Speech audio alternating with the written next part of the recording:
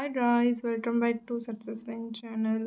So ಇವತ್ತು ಏನು ಹೇಳ್ತಾ ಇದ್ದೀನಿ ಅಂತಂದರೆ ಲೋಕಲ್ ವೇರಿಯೇಬಲ್ ಹೇಳ್ತಾ ಇದ್ದೀನಿ. ಸೊ ನಾನು ಪ್ರೀವಿಯಸ್ ವಿಡಿಯೋದಲ್ಲಿ ನಿಮಗೆ ಗ್ಲೋಬಲ್ ವೇರಿಯೇಬಲ್ ಮತ್ತು ಅದರದ್ದು ಸೂಟೇಬಲ್ ಎಕ್ಸಾಂಪಲ್ ತೊಗೊಂಡು ನಾನು ಎಕ್ಸ್ಪ್ಲೇನ್ ಮಾಡಿದ್ದೆ.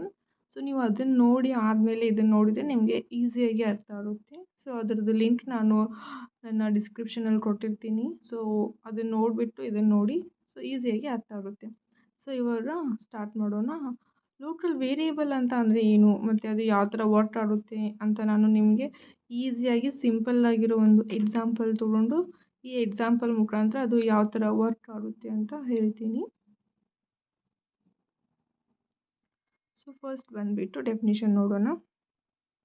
It is a declared inside the user defined function, means with in the function ಅಂತ ಅಂದರೆ ಈ ಲೋಕಲ್ ವೇರಿಯೇಬಲ್ ಏನಿರುತ್ತಲ್ವಾ, ಇನ್ಸೈಡ್ ದ ಫಂಕ್ಷನಲ್ಲೇ ಇದು ಡಿಕ್ಲೇರ್ ಆಗಿಬಿಡುತ್ತೆ.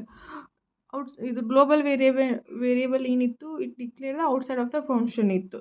ಸೊ ನೀವು ಅದನ್ನು ನೋಡಿದರೆ ಇದು ನಿಮಗೆ ಈಸಿಯಾಗಿ ಕಂಪ್ಯಾರಿಸನ್ ಮಾಡಿ ಇಟ್ಕೊಂಡು ಈಸಿಯಾಗಿ ಅರ್ಥ ಆಗುತ್ತೆ. So means inside the function ಅಂತ ಅಂದರೆ ವಿತ್ ಇನ್ ದ ಫಂಕ್ಷನಲ್ಲಿ ಇದು ಡಿಕ್ಲೇರ್ ಆಗುತ್ತೆ.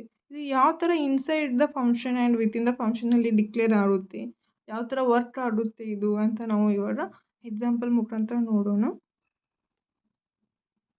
ಇದು ಬಂದುಬಿಟ್ಟು example. A = 20 def display, B = 30 print inside the user defined function A, print local variable B display and print outside the user defined function A and print local variable B. This is the user defined function. ಇದು ಬಂದುಬಿಟ್ಟು main function.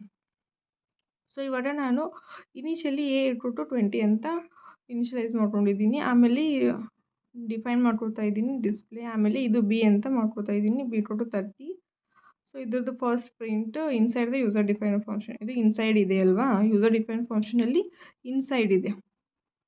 ನಾವು global variable ಇದು outside ಇತ್ತು. So ಇವಾಗ ಇದು inside. So inside ಆಗಿ declare ಆಗುತ್ತೆ. So ಅದಾದಮೇಲೆ ಪ್ರಿಂಟ್ ಲೋಕಲ್ ವೇರಿಯೇಬಲ್ B, ಇದು ಬಂದುಬಿಟ್ಟು ಇದು ಬರುತ್ತೆ. ಆಮೇಲೆ display print outside of the user defined function A, ಇದು. ಆಮೇಲೆ print local variable = B. So first ಬಂದುಬಿಟ್ಟು ಇಲ್ಲಿ ನಿಮಗೆ B = 30 ಅಂತ ನಿಮಗೆ ಯೂಸರ್ ಡಿಫೈನ್ಡ್ ಫಂಕ್ಷನ್ ಇದು ಯೂಸರ್ ಡಿಫೈನ್ಡ್ ಫಂಕ್ಷನ್ ಆಲ್ರೆಡಿನೇ ಇದೆ, ಇದು ನೋಡ್ಬೋದು. ವಿತಿನ್ ದ ಫಂಕ್ಷನ್ ಅಂತ ಅಂದರೆ ವಿತಿನ್ ದ ಯೂಸರ್ ಡಿಫೈನ್ಡ್ ಫಂಕ್ಷನ್ನಲ್ಲಿ ಇದೆ. ಸೊ ಫಸ್ಟ್ ಬಂದುಬಿಟ್ಟು B = 30 ಎಕ್ಸಿಕ್ಯೂಟ್ ಆಗುತ್ತೆ. ಸೊ ಔಟ್ಪುಟ್ ಏನು ಆಗುತ್ತೆ ಅಂದರೆ ಫಸ್ಟ್ ಈ ಔಟ್ಪುಟ್ ಡಿಸ್ಪ್ಲೇ ಆಗುತ್ತೆ. ಸೊ ಈ ಔಟ್ಪುಟ್ ಡಿಸ್ಪ್ಲೇ ಆಗುತ್ತೆ ಅಂತ ಅಂದರೆ ನಿಮಗೆ B = 30 ಆಗಿ ಆಮೇಲೆ ಪ್ರಿಂಟ್ ಇದು ನಿಮಗೆ ಇದು ಪ್ರಿಂಟ್ ಆಗುತ್ತೆ inside the user defined function print ಆಗಿ. ಸೊ ಅವಾಗ ಇದು ಏನು ಎ ಇರುತ್ತಲ್ವಾ, ಸೊ A = 20 ಪ್ರಿಂಟ್ ಆಗುತ್ತೆ. ದೆನ್ ಆಮೇಲೆ B = 30 ಪ್ರಿಂಟ್ ಆಗುತ್ತೆ. ಸೊ ಅದಾದಮೇಲೆ outside of the user defined function ಏನಿದೆ ಅಲ್ವಾ, ಇದು A. ಅವಾಗ ನಿಮಗೆ A ವಿಲ್ ಬಿ ಏನು ಪ್ರಿಂಟ್ ಆಗುತ್ತೆ, 20 ಆಗಿ ಪ್ರಿಂಟ್ ಆಗುತ್ತೆ. ಸೊ ಈ ಥರ ಇದು outside of the it declared inside of the function or with in the function. So ಇದು ಬಂದುಬಿಟ್ಟು ಲೋಕಲ್ ವೇರಿಯೇಬಲ್ ಆಗಿರುತ್ತೆ.